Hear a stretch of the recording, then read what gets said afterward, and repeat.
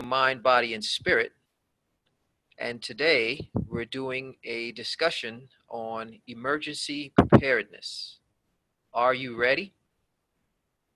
Now, keep in mind the 30-day redemption is about mind, body, and spirit. And we're 4 days in, and we have 6 more days to go of the mind segment.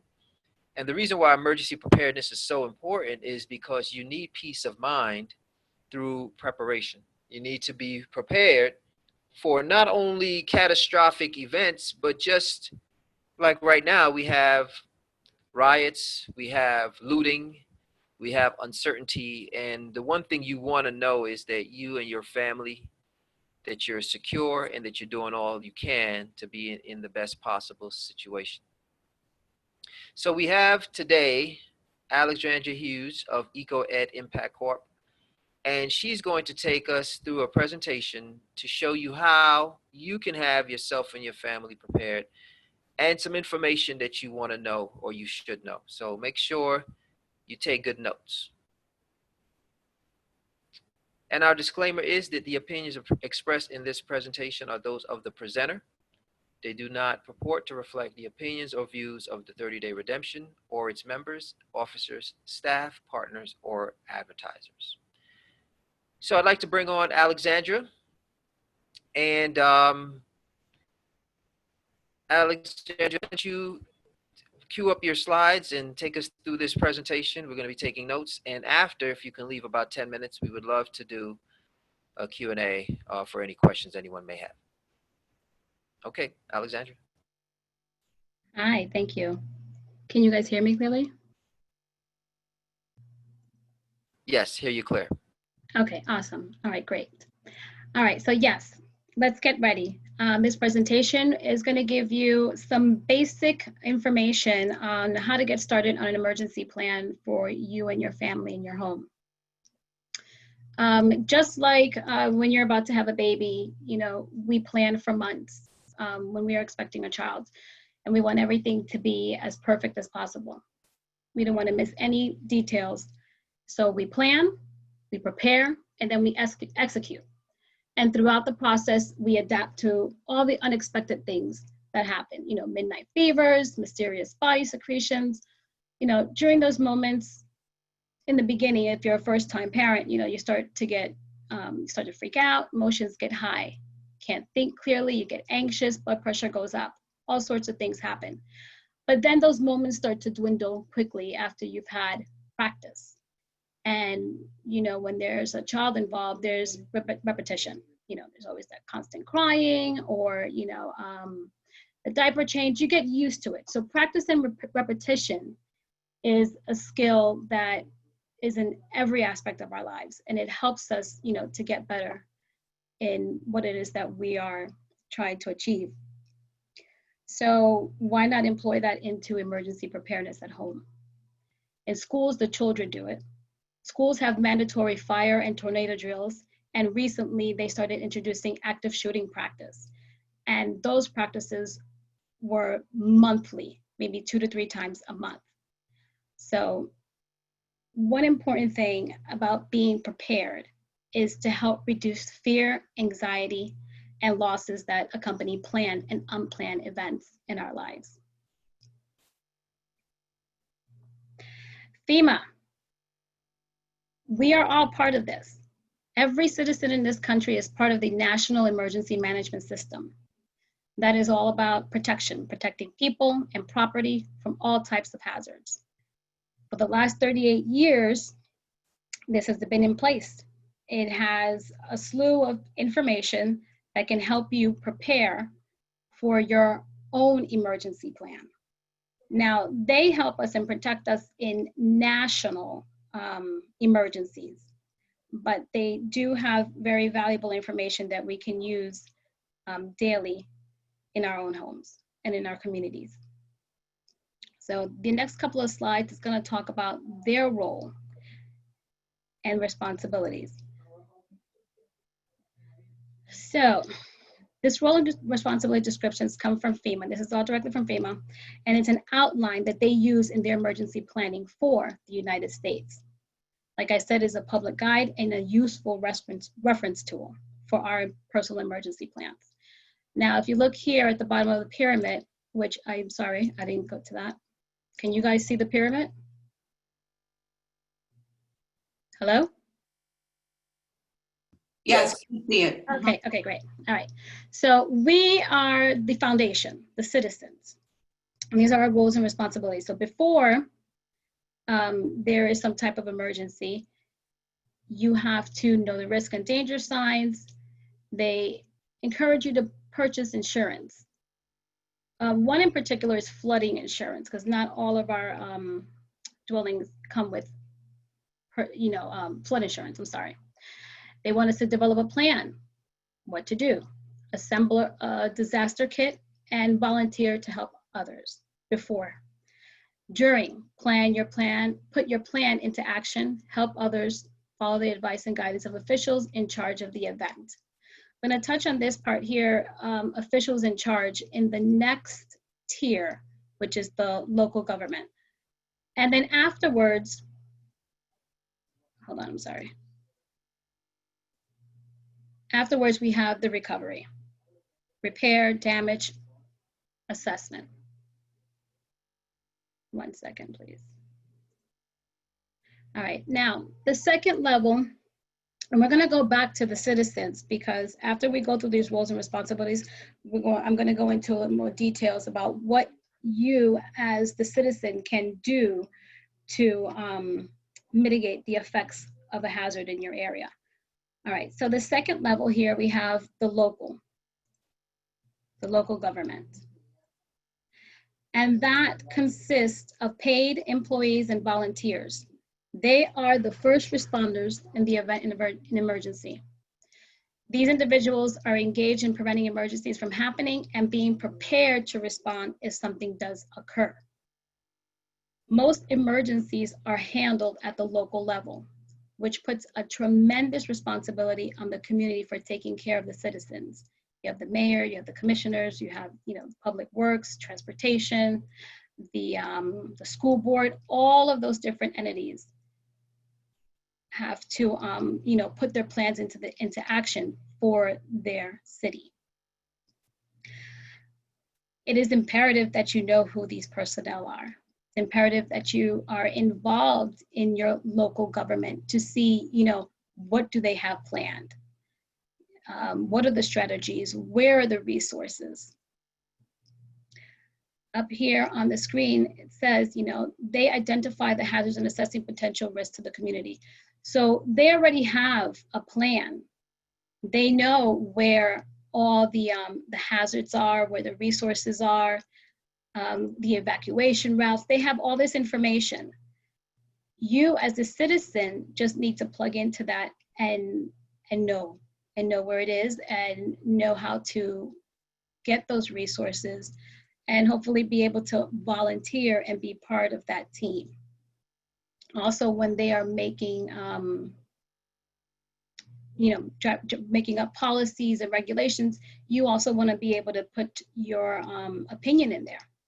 You want to see what's going on in your city. Very important thing to know, which I did not pay attention to years ago, was, who are my city officials? How long are they in term for? When are the elections? What does this person stand for? So looking at your local government is very important because they dictate your everyday life, your education, the schools, the health, the safety, economics, security, shelter, everything is in that local government. Also, evacuating the community to a safer location. This is their responsibility. So they have a master plan. I live in Florida. So when hurricane season, which we are in, they will come out and they'll start, advising people of where the shelters are, the bus routes to take residents to the shelters, not only shelters for people, but shelters for the animals. So it is something that, you want to have somewhere in your house, have that information in case of an emergency and not wait until, there's an emergency and you're glued to the TV to try and get this information rather than preparing.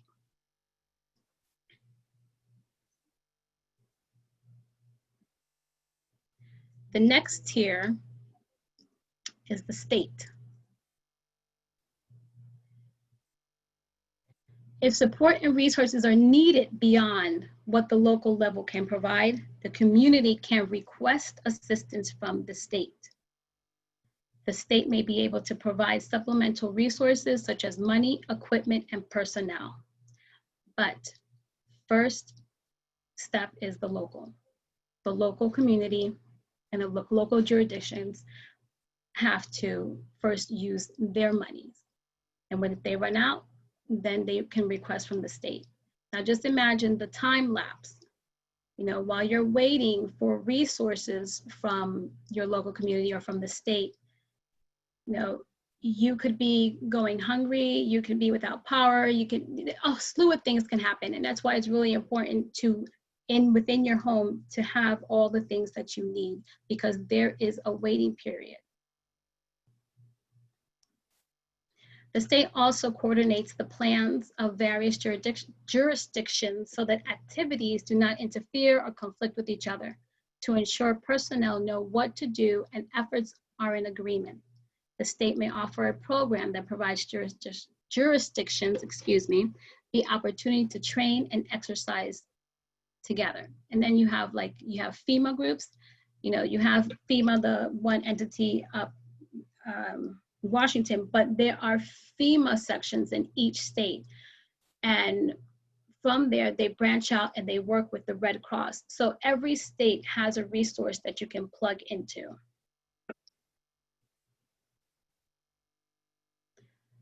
At the top of the pyramid, we have the federal government. And their roles and responsibilities consist of education, materials, guides such as this that we are reading today. They also supplied financial grants, equipment, training, programs. They have a website that is updated periodically with information and resources, especially in regards to COVID. They have constant updates of the number of cases, you know, what to do, things like that. Research findings. So the federal government, let's just think of it, you know, as the hub of information.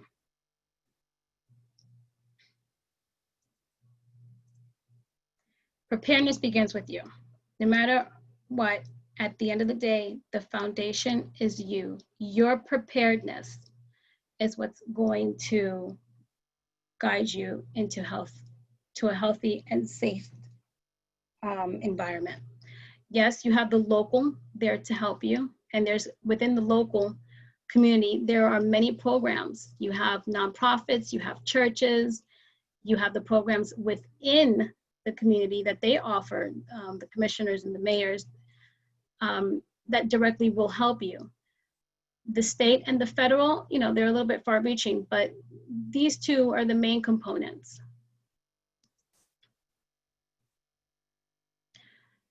Now that you know a little bit more of what's going on in your community, you know who your mayor is, the commissioners, you know your policies, you know where your EOC is, you know where your evacuation zones. Once you know all that information, which is your foundation, you also need to know your hazards. What is your area prone to? Are you prone to hurricanes, like I am here in Florida? We are in hurricane season and it's been raining a lot and we have flooding issues. So when you prepare, before you prepare your emergency plan, you must know your immediate hazards. Research what your local community has set up already and use it as a reference tool for your plans in your home with your family. Some of the natural hazards here, we have drought, earthquake, fire, flood, hurricane, landslides, tornadoes, tsunamis, volcanoes, wildfires. You know, every section of the United States has a propensity for one of these hazards. You know, it's not, well, in Florida it does get hot, but we really won't see a landslide. not very common to see tornadoes, but we have had a few. Man-made hazards, biological threat, chemical threats, radiation and nuclear terrorism. This is all very real. That can happen at any time. Here, I placed this map here so that you can have a visual of some of the hazards. For example, you know, in regards to volcanoes, you would see here that the volcanoes by the Pacific, California, Idaho, Arizona, up this way. So there's really no volcanoes on this side. So you're not going to see a lot of action here. You really will have to prepare. So these folks here would have to include in their emergency plans something to help them in the event that there's a volcano eruption.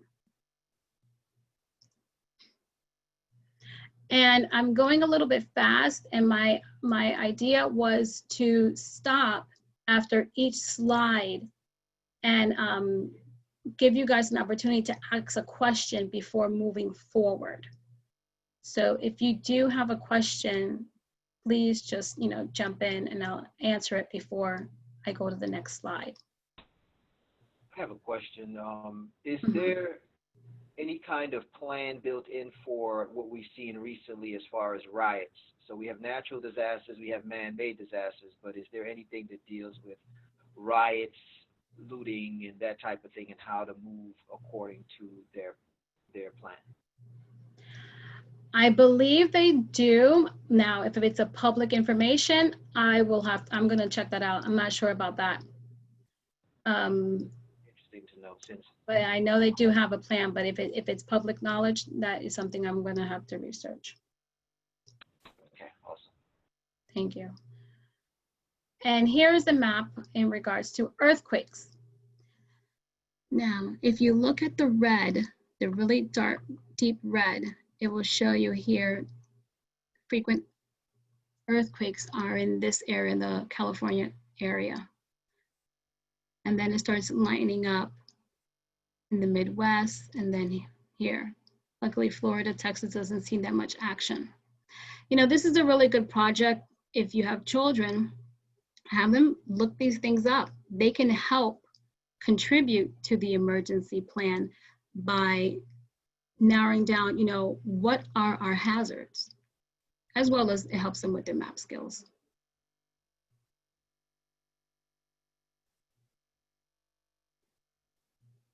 Did you know there's a whole bunch of nuclear power reactors down here in the south area?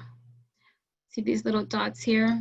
This one represents 1 unit, 2 units, 3 units. God forbid somebody hits one of these nuclear power plants. You know, what would you have to do? How would you secure yourself? Where would you go?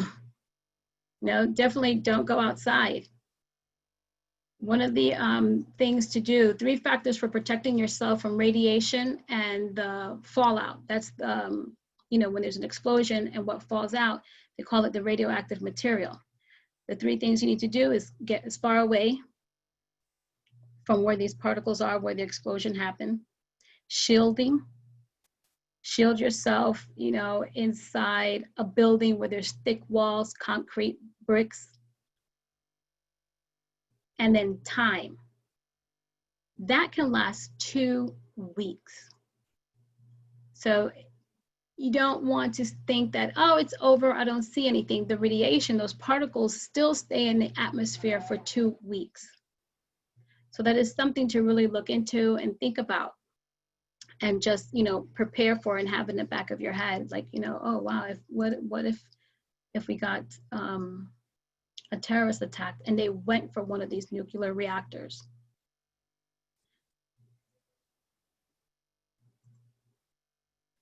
So once you've gone through understanding, and I'm going back, just so that you see, understanding all your hazards. Now, step 1, you know your responsibility, you know their responsibilities. Okay, you know your hazards. You need to sit down and make a plan. First thing I have on here is to find an escape route. I know here in my home, I've practiced with my sons an escape route if we had an intruder. How would you get out the house where you wouldn't come in contact with the intruder? And once you're out the house, where would our meeting, where would we meet? You know, so evacuation, escape route is something very important. Children practice it in school as well. So it wouldn't be anything new to them or surprising or alarming. You know, one thing about preparedness is practice, practice, practice. Once you practice things and it becomes a routine, in the event of emergency, you're gonna execute. You know, you're not gonna have that. There's no chance for, you know, the fright and flight. You're gonna fly. You're gonna go.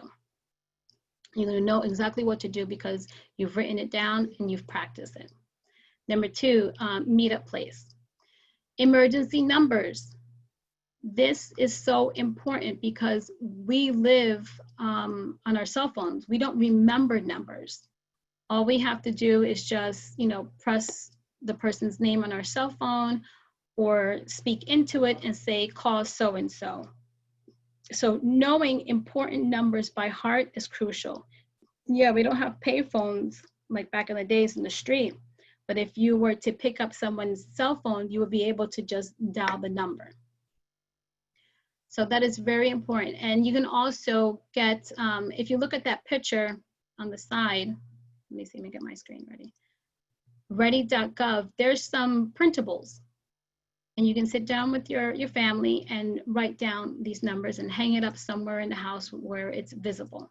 Or have a designated area for your plan that in the case of emergency, everybody knows where to go. This is where we keep it, this is where it is, just grab it and go. Contact lists for families and friends in and out of state. I have, if something is going down here in Florida, I have, you know, my family in New York and across the United States, and it's like, okay, this is going down, you know, whatever. My kids have the numbers as well. So it's very, very important. And if someone is on the outside and something's happening in the inside, they'll be able to contact search and rescue and things like that and know where to find you. Medication. Your plan should have a list of your medications. You should have a storage. You should have extra meds. You know, you can just take one of your old bottles and write it, handwrite it on there with a Sharpie, and just keep it in your kit. And the next slide is going to talk about the kit, but medication is also important. Medication is also important if, let's say, something was to happen and the paramedics come. You know, what are you on? You may not have an identification, one of those ID bracelets, but you have the information. Give me 1 second, please. Important documents. Social Security card, credit cards, your ID, things like that. You should take photocopies and have it readily available.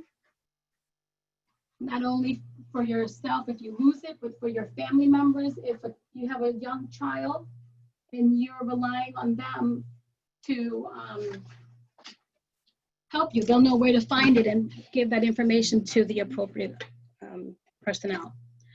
Role assignments. Now, all of this is about making your plan, your emergency plan for your family in your home. And role assignments is basically, okay, who is going to do what? Where is this, you know, who's going to do, let's say, shut the lights off when we're running out, shut the gas off, who's going to be in charge of that? Everybody has a role, everybody has a job. Everyone should not be, you know, doing the same thing, you know, divide and conquer.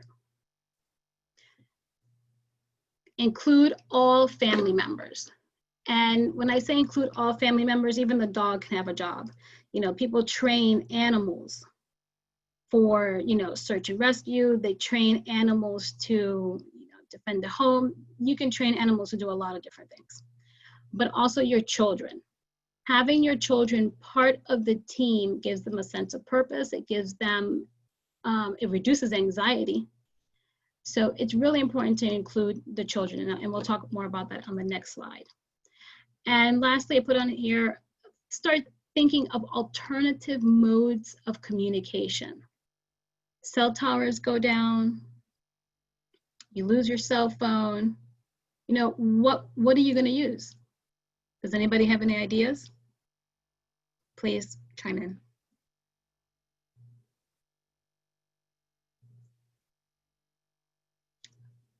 Well, a walkie-talkie is always good. Teaching the kids how to do Morse code would be really fun. So there's different modes of communication out there, and it's something to explore and add to your plan. Before I go on to the next slide, are there any questions on this slide?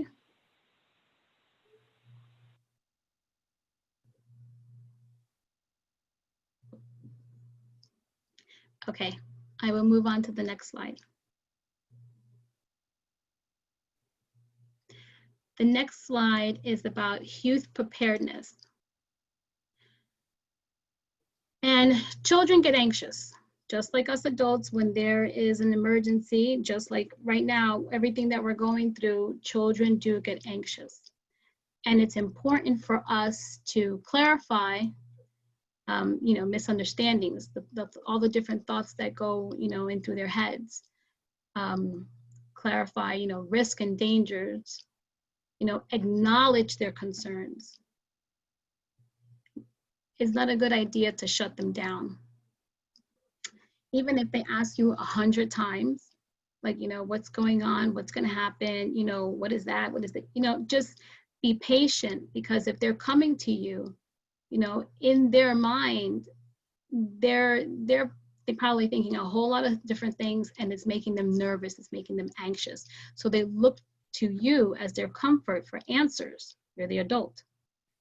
So just take the time and be patient with them. Something obviously hasn't sinked into them, so just be patient. Discussions of preparedness plans can strengthen the child's sense of safety and security. Give them a skill. Let them, you know, let them practice how to use, use ham radio is another alternative way of communicating. And it might be a little hard for young children, but if you have a young adult, you have a, you know, a teenager, that might be something really interesting to them, and it will be helpful for the family emergency team. Tying knots, you know, what if there's a flood? And with Hurricane Dorian over in Abaco Island, you saw, I mean, many have saw the destruction of those flood waters.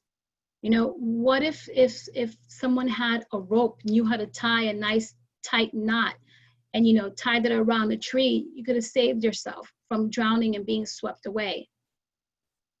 You know, teaching the kids first aid. Someone gets hurt, you know, mom or dad or a sibling gets hurt, you know, you have the skills. I can bandage that up. I could do a tourniquet. I can do something. You know, having that sense of purpose, you know, they don't have time to be afraid or be anxious. They're ready to put their hands in there and save the day. CPR. Children can learn CPR. Children have saved other children with that skill. So if we go to the PowerPoint here, encourage children to talk and listen to their concerns, calmly provide factual information about the disaster and plans for ensuring their ongoing safety. Involve your child, plan with your child. During these times where our schedule is, you know, we're waking up whatever time of the day, going to bed late, we have to stick to a routine. Re-establish the daily routine. Pretend like you're going to school. Let's do some activities in the house. You know, let's read some books, go outside and play a little bit, you know, spend time together. Before I move on, does anyone have any questions on this slide? Do you have any resources available for things that you could do with your children, or things that you could do with younger children, like between the ages of, or for children that are 8, 9, and there's one that's 2 years old? Please and thank you. Yes. 8, 9, you said 8, 9, and 2 years old. Now, do you want, in regards to activities related to emergency preparedness? Yes, ma'am. Okay.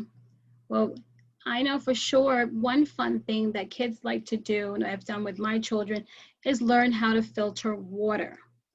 That is a good skill for them to learn, because when there's a hurricane or any disruption, our water supply is sometimes first to get hit. We want to make sure that we're drinking clean water. So I can provide something later, but you can also look online and on YouTube and teach them how to filter water. Let them understand the importance of, clean water. And it doesn't take much. Just takes, coffee filter and some rocks. So, but I'll definitely can find some stuff and provide that information for you. Thank you. You're welcome. And role playing, stories. You can find a lot of books online in regards to preparedness and safety. You have like fire safety, you have medical safety. There's a slew of things. You can just put whatever topic in there and find it. And reading is a very good vehicle to get children to understand, different skills and also cope with different issues, and especially with the issues that, we're facing right now. Okay, so I'm gonna go over to the next slide. Thank you for asking. All right, so you have the youth preparedness, you're working on your family plan. You're including all your family members. You are including in your plan, the hazards that are around you in your immediate area. Now, you have the safety team. Your local government may have a CERT team. That's why I said earlier, it's important for you to be involved in your local government. What do they have going on over there? What do they have already set up? Do you guys have a CERT team? CERT stands for Community Emergency Response Team.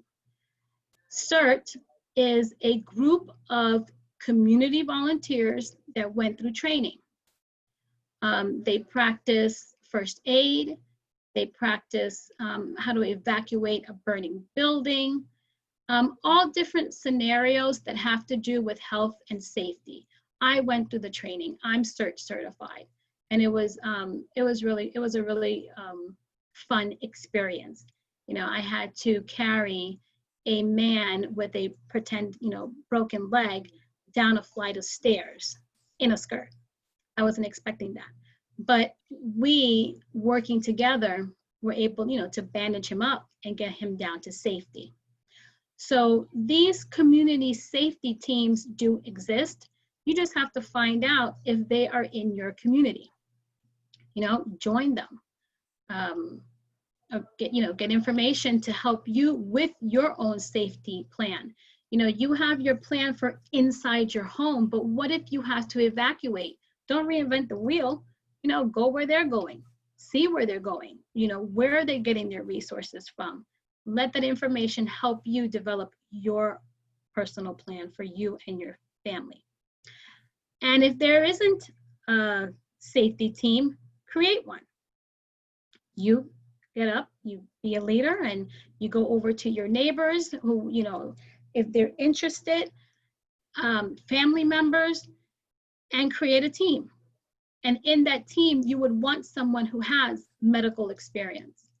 You would want someone who has tactical experience. You would want someone who has some type of engineering experience. What if there's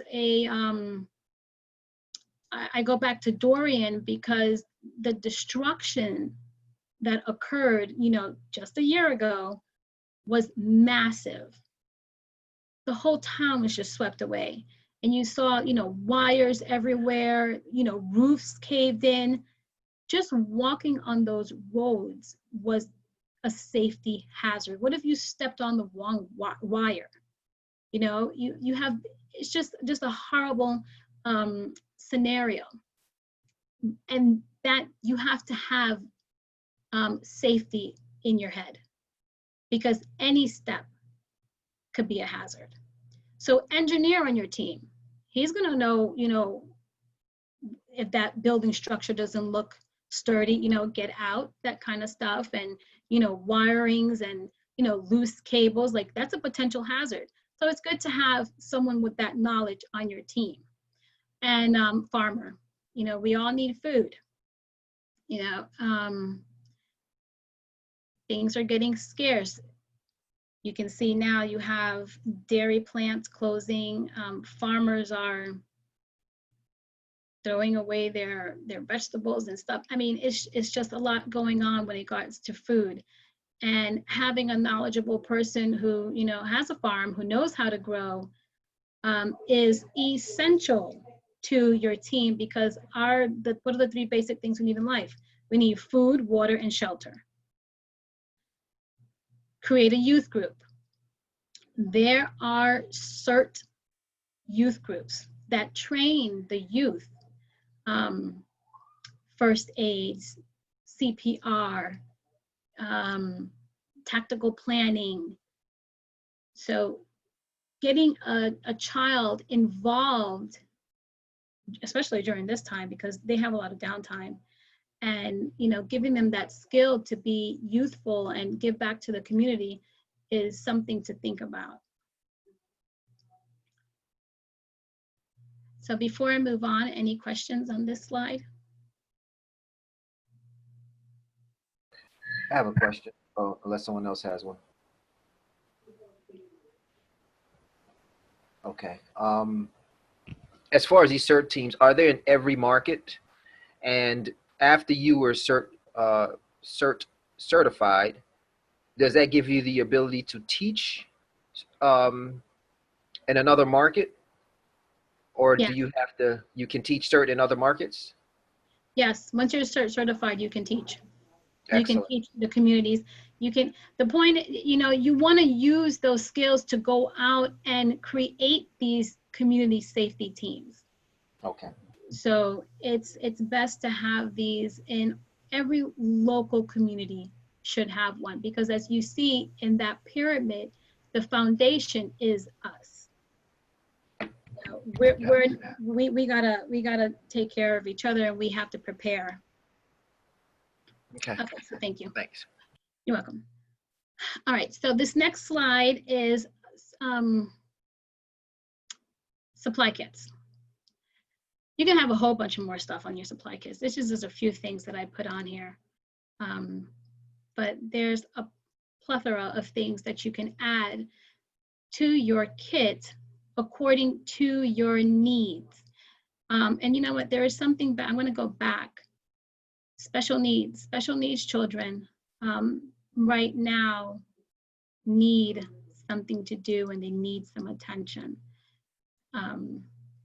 So when you're planning and when you're talking, sometimes depending on the child's age, you don't just want to give them the facts. You don't want to elaborate too much and letting them know with everything that's going on, but just enough for them to know that there's something going on, but I'm going to be safe. The adults in my life got me, and I can contribute by doing, A, B, and C. So the supply kit, once again, make this a family affair. I have my own bag, and I've created 2 bags for my boys. We have our essentials in our bags. If we, God forbid, were to ever be separated, they have what they need in their bags.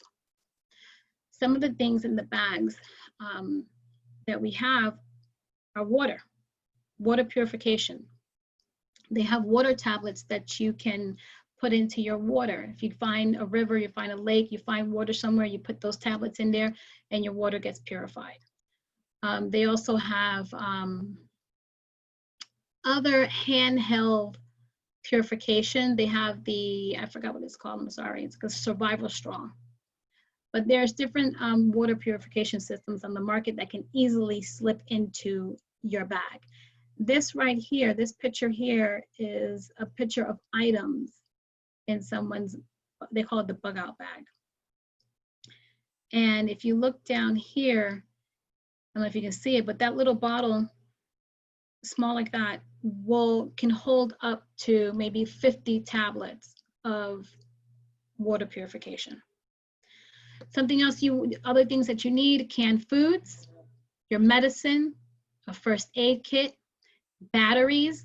If you go on Amazon, something really cool, they have these adapters where it's the shape of a C battery and it's charged by 3 AAA batteries. C batteries are usually the ones that go off for, go first, but they have adapters to accommodate. So that's really cool. Waterproof matches, weapon. If you have a gun, you have knife, machete, whatever weapon that you choose, have a weapon. Rope. Plastic garbage bags. Plastic garbage bags is good for collecting water. So you always want to have a plastic garbage bag. Water, shelter, keep yourself warm. You can do a lot of things with a plastic garbage bag that you can get for $1 at the Dollar Tree. Your hygiene essentials: soap, deodorant.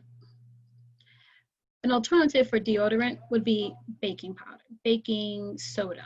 You just put some baking soda in a little thing and that's deodorant. Battery powered radio or ham radio. If you have ham training, even better. Light sources, MREs, alternative cooking methods. I can't see my slide, I'm sorry.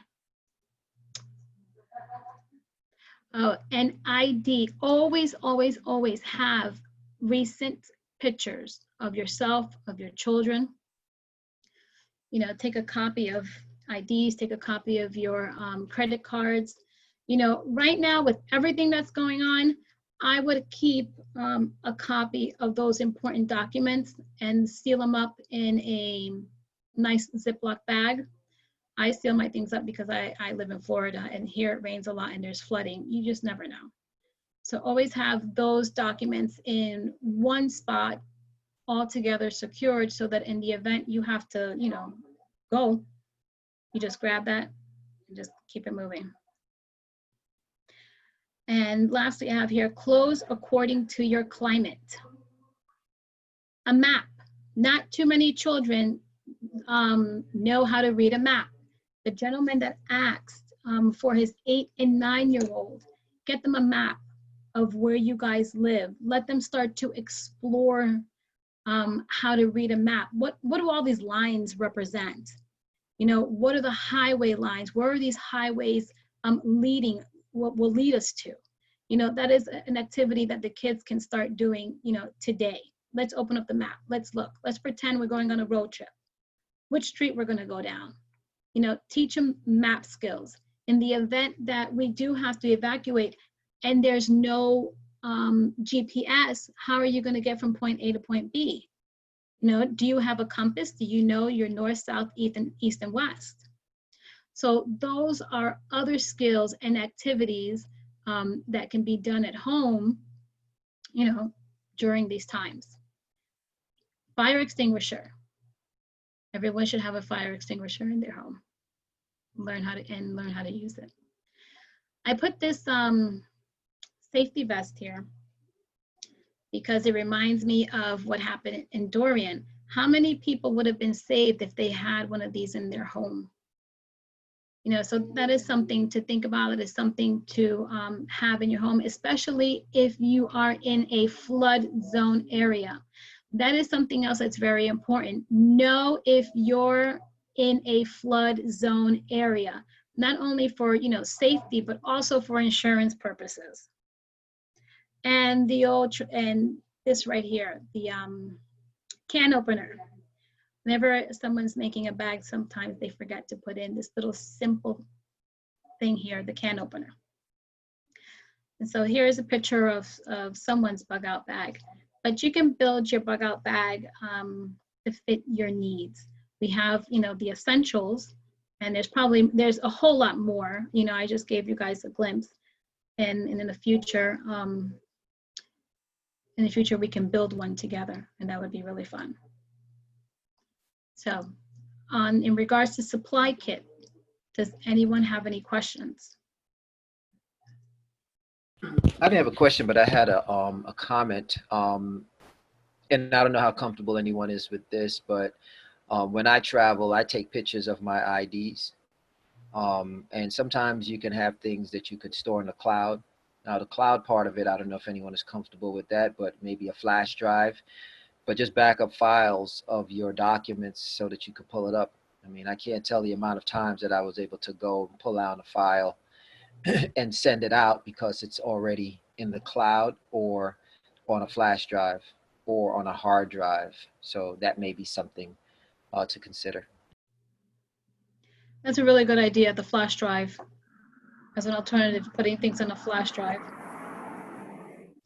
Okay, thank you. All right, so we're gonna move on over to the next slide. So we, go Hi, ahead. I had a comment. Now, I'm nowhere near, an expert, at putting the, survival kit together. I'm in the process of doing that, but someone had told me about a topographic map, and I thought it was really important because it's like in case you can't move, via car, and you have to move on foot.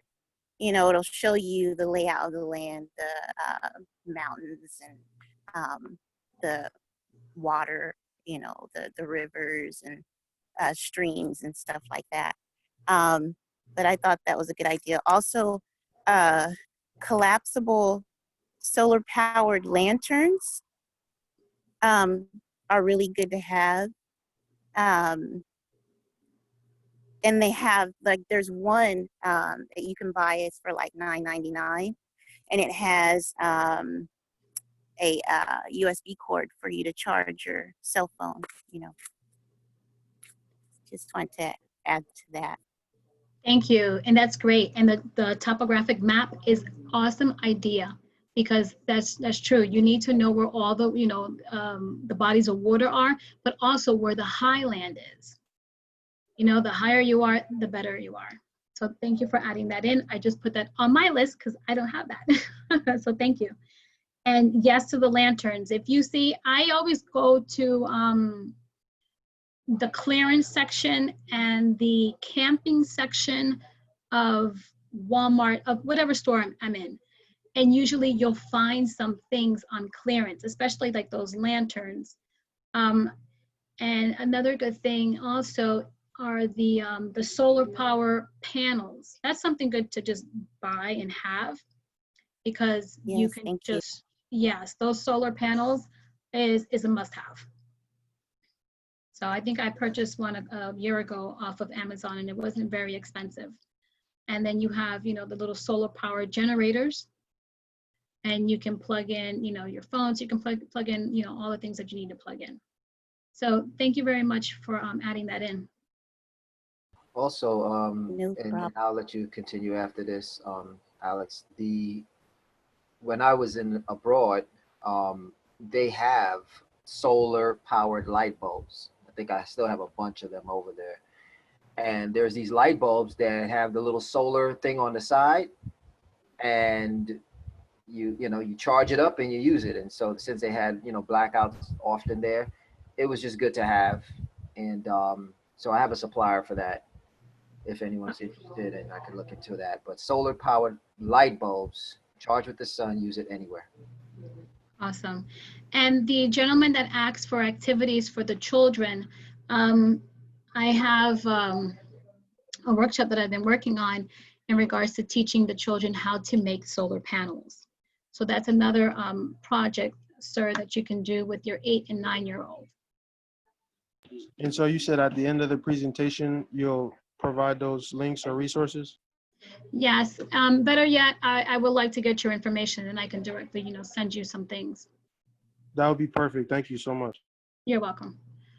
Okay, so we're gonna move on to the next slide. Step 4, things to consider. Shelter. Now, to effectively shelter, you must first consider the hazard and then choose a place in your home or other building that is safe for that type of hazard. For example, if you have a tornado, if there's a tornado warning going on, where are you going to go in your room, in your home? They always say, go to the bathroom. That's the safest place to go. So if you live up north and you have a basement, then the basement would be the best choice. So you just have to know your hazard, know your home, and pick the best option.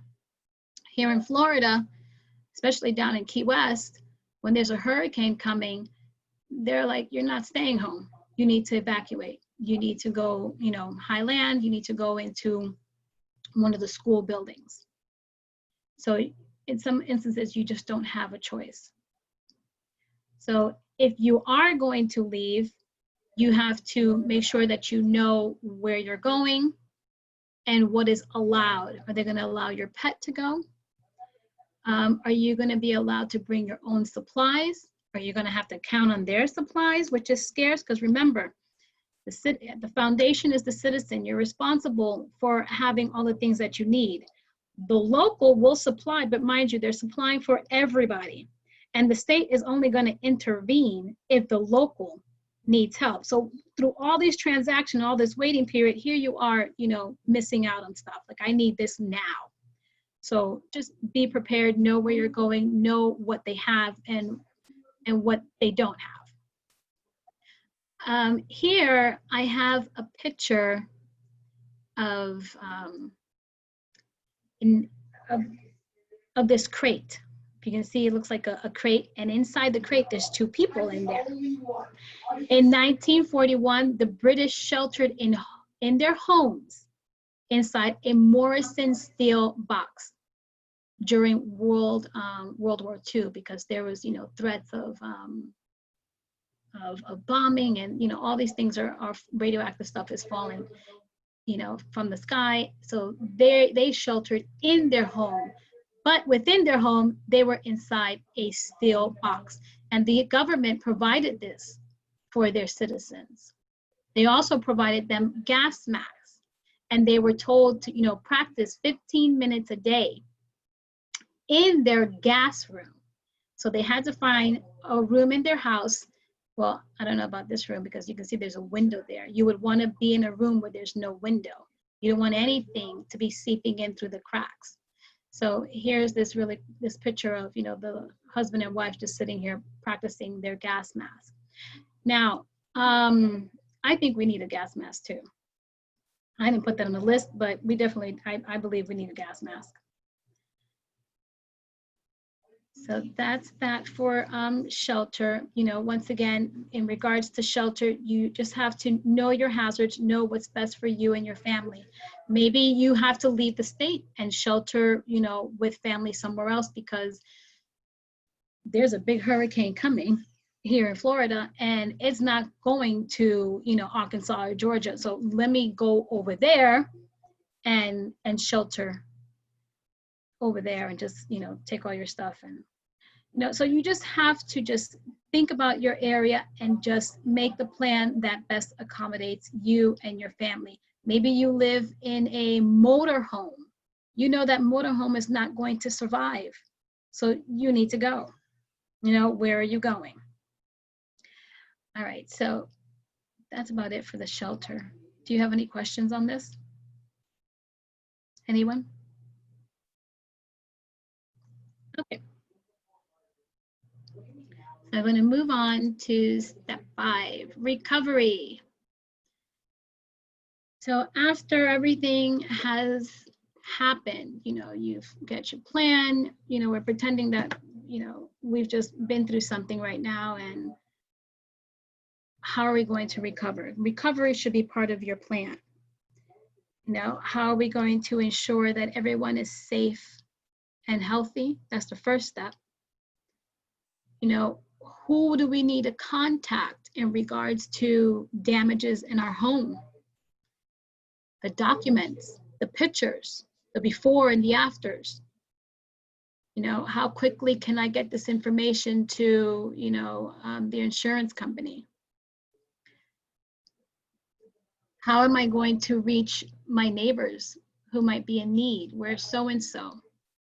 So having the recovery, not only planning all the things that you need, but knowing that if something was to happen, you know, and now we're in the recovery stage, what am I going to do? Where am I going to go? Who am I going to call?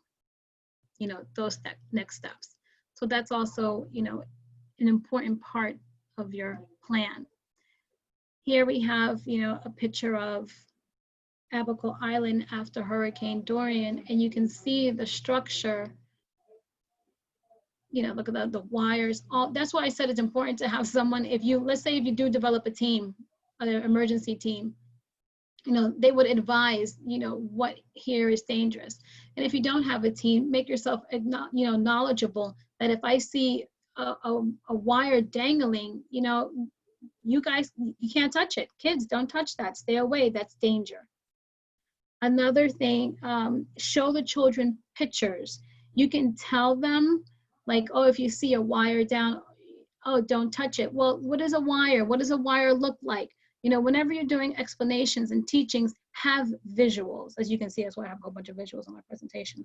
But, you know, have visuals for the children to be able to make that connection. You know, God forbid, it's alive and it's, you know, right here in front of me, I remember what that looks like. And if it doesn't look exactly, then I have an idea that, hey, that's something I probably should not be touching.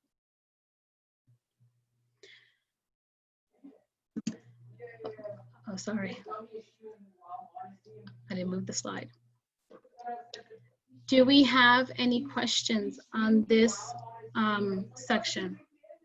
Hold on one second. Gabi, does anyone have any questions on this section?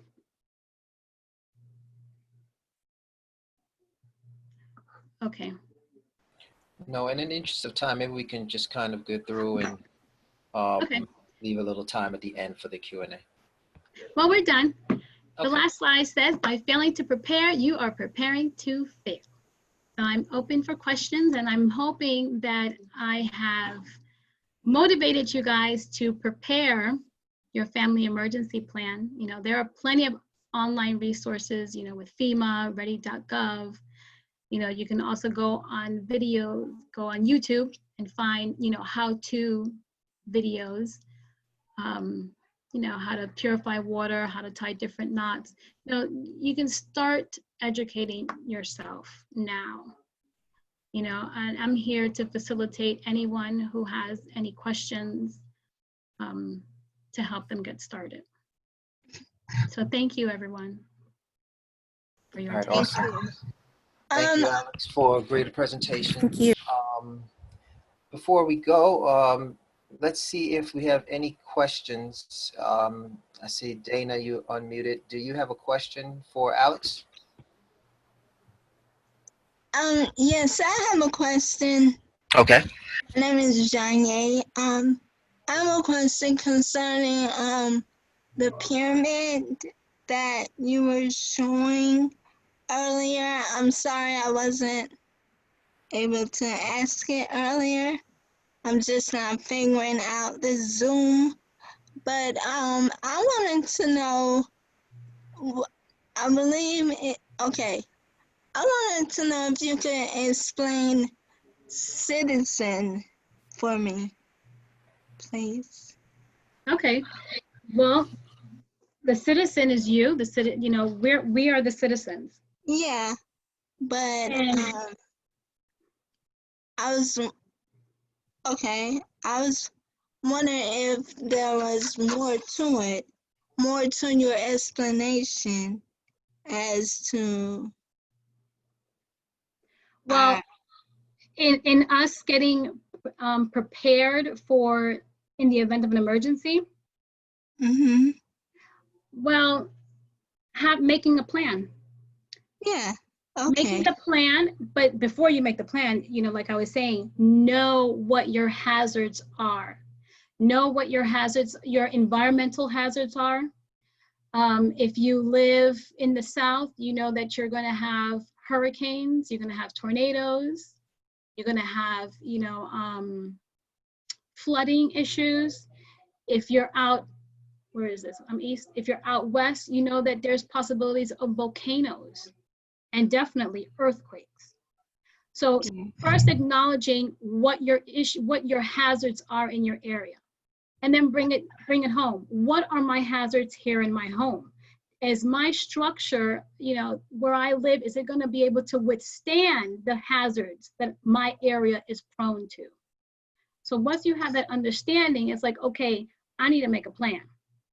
I am the citizen. I'm going to my local community. I need to know, guys, what do you guys have planned in the event that there's an earthquake, there's a flooding? What is the evacuation plan?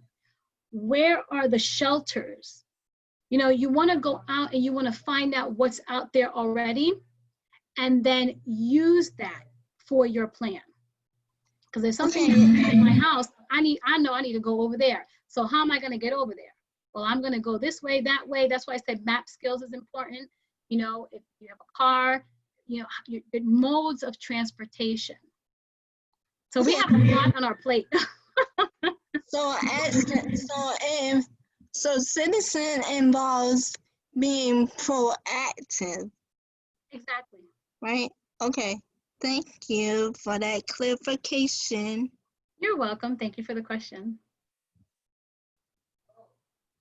All right. Did anyone else have any questions for Alex before we wrap it up?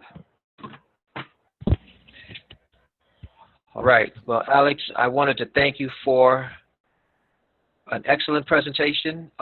Would you mind stopping your screen, and I will go ahead and just show the last few slides for anyone who is interested in any other information. But I definitely wanted to thank you for taking the time to put the information together, and also let us know that there is a lot more. As we can see, many of us are sitting ducks, and you don't have to be a sitting duck, because we have amongst us someone who has training in that field, and other people who will come forward to give us more detailed information in their specific area. So thank you for that. If anyone wants to learn more, Alex will be doing a 3-day workshop, July 16th, 17th, and 18th. And we also have some conversations about some children camp for summer program, I believe, Alex. Is that still something that you're considering? Yes, it is. Can you talk a little bit about that? Okay, well, I wanted to get the children ready, show them the preparedness skills that they can employ in their family. First aid, CPR, I mentioned the knot tying, just different skills for them to acquire so that they can be of help in an emergency situation. And I also would like them to get certified. Excellent. So I have all these different things that I want all them to get these skills in so that they can be productive for their family and their community. What age group are you looking at? 13 and up. 13 Okay. to 18. Okay, excellent. Well, thank you for that. So again, these workshops for the 3 days is the 16th, 17th, and 18th of July. That's more for the adults. Maybe Alex will let us know about another one for children, I guess whether in person or remote. For those of you who are already subscribed to the email, you would receive that information in your email. And for anyone that you feel it will be beneficial to this information, shoot us an email, and we will be sure to get that information to Alex. So thank you all very much. Thank you again, Alex. This concludes day 4 of the 30-day redemption. We will see you all tomorrow. Have a wonderful day. Be safe, and get yourself emergency prepared. Take care. Thank you. Thank you. Thank you. You're welcome. Bye-bye. Bye-bye.